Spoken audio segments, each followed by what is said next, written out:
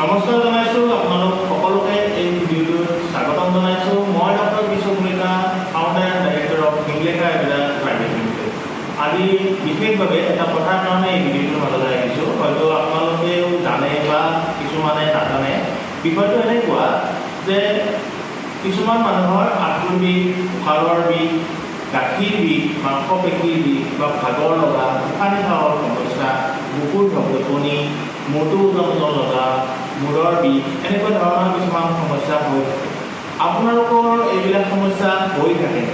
যদি হৈ থাকে, এইটো ঘৰৰ পৰা যিবিলাক সৰিয়হৰ খেতি বা সৰিয়হৰ তেল আছে, সেইটোৰ কাৰণেও হ'ব পাৰে নেকি?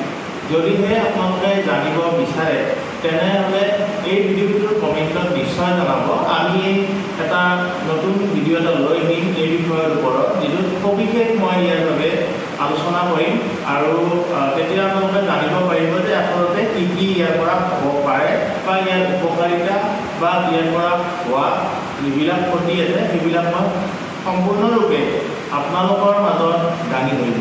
তেতিয়ালৈকে নমস্কাৰ, আপোনালোক সকলোকে ধন্যবাদ। নিশ্চয় জনাব বুলি আশা ৰাখিম। এতিয়ালৈকে ইমান।